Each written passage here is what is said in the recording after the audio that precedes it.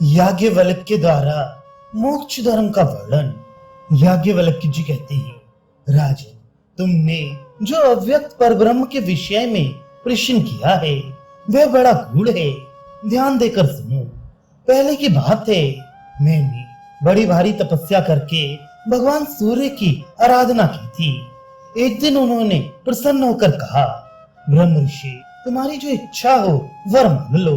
दुर्लभ होने पर भी वह तुम्हें दूंगा, क्योंकि तुम्हारे कठोर तप से मैं बहुत प्रसन्न हूँ और मेरी प्रसन्नता प्राय दुर्लभ है। ये सुनकर मैंने कहा, भगवान, मुझे यजुर्वेद का ज्ञान नहीं है, अतः मैं शीघ्र ही उसका ज्ञान प्राप्त करना चाहता हूँ। तब भगवान सूर्य ने कहा, विप्रवर, मैं तुम्हें यजुर्वेद प्रदान करता हूँ, तुम अपना मुंह खोलो।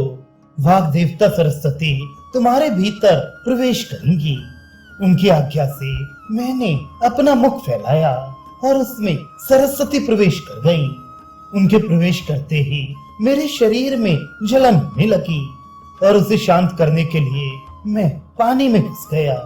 मुझे जलन से कष्ट पाता देखकर भगवान सूर्य ने कहा, तात, थोड़ी देर तक और कष्ट सहन कर लो, फिर ये जलन अपने आप शांत हो जाएगी।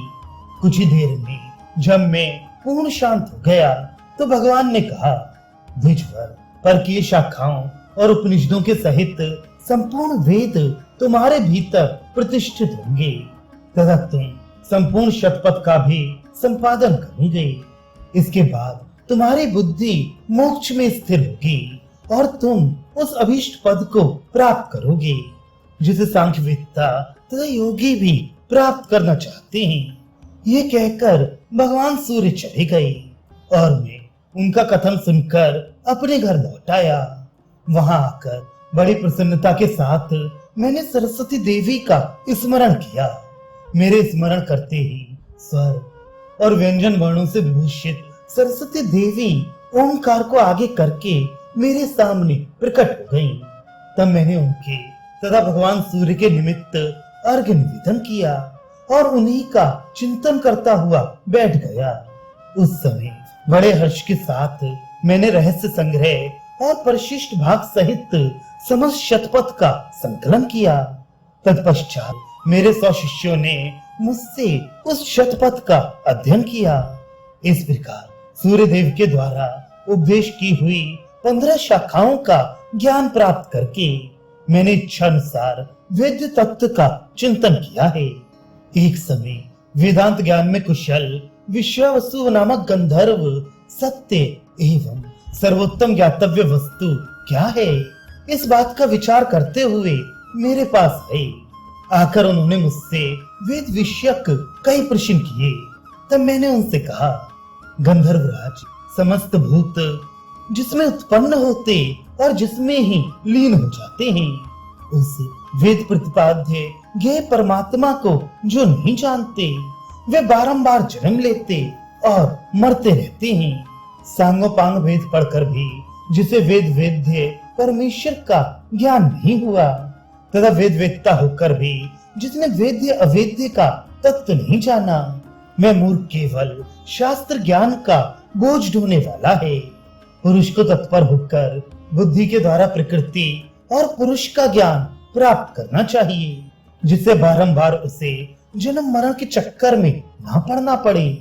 संसार में जन्म मरण की परंपरा कभी नहीं टूटती और वैदिक कर्म कांड में बताए हुए सभी कर्म नश्वर हैं। ये सोचकर नाशवान कर्मों को त्याग दे और अक्षय धर्म के सेवन में संलग्न हो जाए। जो पुरुष सदा परमात्मा के स्वरूप का विचार करता रहता है वह प्रकृति के बंधन से मुक्त होकर 26वें तत्व रूप परमेश्वर को प्राप्त कर लेता है।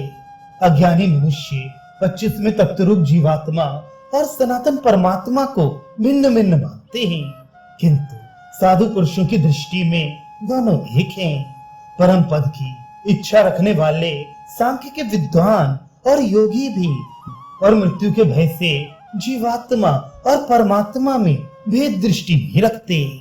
विश्वावसु ने कहा, विप्रवर, आपने 25वें तत्व जीवात्मा को परमात्मा से अभिन्न बतलाया है, किंतु जीवात्मा वास्तव में परमात्मा है या नहीं, इस विषय में संदेह है। अतः आप इस बात का स्पष्ट वर्णन कीजिए। मैंने मुनिवर जगिशव्य, असित, देवल, पराशर, वर्षगण्य, भृगु, पंचशिख, कपिल, शुक्र, गौतम, आर्ष्टिशेन, गर्ग, नारद, आसुरी, पुलस्त्य, सनत कुमार तथा अपने पिता कश्यप जी के भी मुख से पहले इस विषय का प्रतिपादन सुना था। उसके बाद रुद्र, विश्वरूप, अन्यान्य देवता, पितर तथा दैत्यों से इसका ज्ञान प्राप्त किया। ये सब विद्वान ये तत्व को पूर्ण और नित्य बतलाते हैं। अब मैं इस विषय में आपके विचार सुनना चाहता हूँ, क्योंकि आप विद्वानों में श्रेष्ठ, शास्त्रों के वक्ता तथा अत्यंत बुद्धिमान हैं। ऐसा कोई विषय नहीं है जिसे आप न जानते हो। वेदों के तो आप भंडार ही माने जाते हैं। देवलोक और पृथ्वीलोक में भी आपकी प्रसिद्धि है। ब्रह्मलोक में गए हुए ब्राह्मण तथा महर्षि भी आपकी महिमा का वर्णन करते हैं। साक्षात भगवान सूर्य ने आपको वेद पढ़ाया है तथा आपने संपूर्ण सांख्य और योग शास्त्र का भी ज्ञान प्राप्त किया है। इसमें तनिक भी संदेह नहीं कि आप समस्त चराचर को जानकर पूर्ण ज्ञानी हो चुके हैं। इसलिए आपके ही मुख से मैं उस तत्व ज्ञान को सुनना चाहता हूँ। तब मैंने कहा, गंधर्व श्रेष्ठ, तुम बड़े मेधावी हो। इस समय मुझसे जो कुछ पूछ रहे हो उसका शास्त्रीय उत्तर सुनो। प्रकृति जड़ है, उसे 25वां तत्व जीवात्मा जानता है, किंतु वह जीवात्मा को नहीं जानती। सांख्य और योग के विद्वान प्रकृति को प्रधान कहते हैं। साक्षी पुरुष विवेक दृष्टि से 24वें तत्व प्रकृति को, 25वें अपने को और 26 में परमात्मा को देखता है। किंतु यदि जीवात्मा यह अभिमान करता है कि मुझसे बढ़कर कोई नहीं है, तो वह देखता हुआ भी परमात्मा को नहीं देख पाता, किंतु परमात्मा सदा देखते रहते हैं। जब जीवात्मा को यह ज्ञान हो जाता है कि मैं भिन्न हूँ और प्रकृति मुझसे सर्वथा भिन्न है, तब वह उससे असंग होकर 26वें तत्व रूप परमात्मा का साक्षात्कार कर लेता है। और जब उसे परमात्मा का दर्शन हो जाता है, उस समय वह सर्वज्ञ विद्वान होकर पुनर्जन्म के बंधन से सदा के लिए छुटकारा पा जाता है। विश्वावसु ने कहा, याज्ञवल्क्य जी, आपने सब देवताओं के आदि कारण ब्रह्म के विषय में जो यथावत वर्णन किया है, वह सत्य, शिव, सुंदर तथा सबका कल्याण करने वाला है। आपका मन सदा इसी प्रकार ज्ञान में स्थित रहे। अच्छा, आपका भला हो। अब मैं जाता हूँ। यूं कहकर विश्वावसु ने सौम्य दृष्टि से मेरी ओर देखा और बड़े हर्ष से मेरा अभिनंदन किया। फिर मेरी प्रदक्षिणा करके वे स्वर्गलोक को चले गए। राजा जनक, ब्रह्मा आदि देवताओं के लोक में, पृथ्वी पर तथा पाताल में रहकर जो लोग कल्याणमय मोक्ष मार्ग का आश्रय लिए हुए थे, उन सबको विश्वावसु ने मेरे बताए हुए इस ज्ञान का उपदेश किया था। सांख्य ज्ञान में निष्ठा रखने वाले सांख्य वेत्ता, योग धर्म का पालन करने वाले योगी तथा अन्य जो मोक्षाभिलाषी मनुष्य हैं, उन सबके लिए यह ज्ञान प्रत्यक्ष फल देने वाला है। ज्ञान से ही मोक्ष होता है, अज्ञान से नहीं। इसलिए यथार्थ ज्ञान का अनुसंधान करना चाहिए, जिसके द्वारा अपने को जन्म मृत्यु रूप बंधन से छुटकारा मिल सके। ब्राह्मण, क्षत्रिय, वैश्य, शूद्र अथवा नीच योनि में उत्पन्न हुए पुरुष से भी यदि ज्ञान मिल सके, तो प्राप्त करके मनुष्य उस पर सदा श्रद्धा रखे, क्योंकि श्रद्धालु में जन्म और मृत्यु का प्रवेश नहीं होता। ब्रह्म से उत्पन्न होने के कारण सभी वर्ण ब्राह्मण हैं। ब्रह्म के ही मुख से ब्राह्मण, बाहु से क्षत्रिय, नाभि से वैश्य तथा पैरों से शूद्र की उत्पत्ति हुई है। अतः किसी भी वर्ण को ब्रह्मा से भिन्न नहीं समझना चाहिए। मनुष्य अज्ञान के कारण ही कर्मानुसार योनियों में जन्म लेते और मरते हैं। उनका भयंकर अज्ञान ही उन्हें नाना प्रकार की प्राकृत योनियों में गिराता है। अतः सब ओर से ज्ञान प्राप्त करने का ही प्रयत्न करना चाहिए। यह तो मैं तुमसे बता ही चुका हूँ कि सभी वर्ण के लोग अपने अपने आश्रम में रहते हुए ही ज्ञान प्राप्त कर सकते हैं। ब्राह्मण हो या क्षत्रिय आदि दूसरा कोई वर्ण हो, जो ज्ञान में स्थिर होता है उसके लिए मोक्ष नित्य प्राप्त है। राजन, तुमने जो पूछा था उसका यथार्थ उत्तर मैंने दे दिया। अब तुम्हें शोक का परित्याग कर देना चाहिए। तुम्हारा कल्याण हो। जाओ, जैसे बने इस ज्ञान में पारंगत बनो। भीष्म जी कहते हैं, युधिष्ठिर, परम बुद्धिमान याज्ञवल्क्य जी के द्वारा इस प्रकार उपदेश पाकर मिथिला नरेश को बड़ी प्रसन्नता हुई।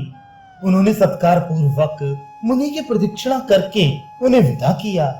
जब मुनि चले गए तो मोक्ष के ज्ञाता देवरात नंदन राजा जनक ने स्वर्ण सहित 1 करोड़ गौएं दान की तथा बहुत से ब्राह्मणों को एक एक अंजलि रत्न प्रदान किया।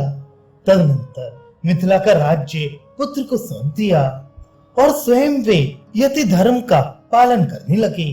उन्होंने संपूर्ण सांख्य और योग शास्त्र का स्वाध्याय करके ये निश्चय किया कि मैं अनंत हूँ। फिर धर्म अधर्म, पुण्य पाप, सत्य असत्य तथा जन्म मृत्यु को प्राकृत अर्थात प्रकृति जन्य एवं मिथ्या समझकर केवल अपने शुद्ध स्वरूप को ही नित्य माना। राजन, सांख्य और योग के विद्वान अपने अपने शास्त्रों में वर्णित लक्षणों के अनुसार उस ब्रह्म को इष्ट अनिष्ट से मुक्त, स्थिर, परात्पर, नित्य एवं पवित्र मानते हैं। अतः तुम भी उसे जानकर पवित्र हो जाओ। जो कुछ दिया जाता है, जो प्राप्त होता है, जो देता है और जो ग्रहण करता है, वह सब एकमात्र आत्मा ही है। उसके सिवा और है ही क्या? सदा ऐसी ही मान्यता रखो। इसके विपरीत विचार मन में न लाओ। जिसे अव्यक्त प्रकृति का ज्ञान ना हो, सगुण निर्गुण परमात्मा की पहचान ना हो, उस पुरुष को यज्ञों का अनुष्ठान और तीर्थों का सेवन करना चाहिए। स्वाध्याय, तप अथवा यज्ञ से परमात्मा की प्राप्ति नहीं होती। ये तो उनके तत्व को जानने में सहायक होते हैं। मैं तत्व की उपासना करने वाले मैं तत्व को और अहंकार के उपासक अहंकार को प्राप्त होते हैं। किंतु मैं तत्व और अहंकार से भी श्रेष्ठ कोई स्थान है जिसको प्राप्त करना सबके लिए आवश्यक है। जो शास्त्र के अनुसार चलने वाले हैं वे ही प्रकृति से पर, नित्य, जन्म मरण से रहित, मुक्त एवं सत्य स्वरूप परमात्मा का ज्ञान प्राप्त करते हैं। युधिष्ठिर, ये ज्ञान मुझे तो राजा जनक से मिला और जनक को याज्ञवल्क्य जी से प्राप्त हुआ था। ज्ञान सबसे उत्तम साधन है। यज्ञ इसकी समानता नहीं कर सकते। मनुष्य ज्ञान के सहारे इस दुर्गम भव सागर के पार हो जाते हैं। यज्ञ के द्वारा वे इसके पार नहीं जा सकते। अतः तुम प्रकृति से पर, महत, पवित्र, कल्याणमय, निर्मल तथा मोक्ष स्वरूप ब्रह्म का ज्ञान प्राप्त करो। ज्ञान यज्ञ की उपासना करने से तुम निश्चय ही तत्व ज्ञानी ऋषि बन जाओगे। पूर्व काल में याज्ञवल्क्य ने राजा जनक को जिस उपनिषद का उपदेश दिया था उसका मनन करने से मनुष्य सनातन, अविनाशी, शुभ, अमृतमय तथा शोक रहित ब्रह्म को प्राप्त हो जाता है।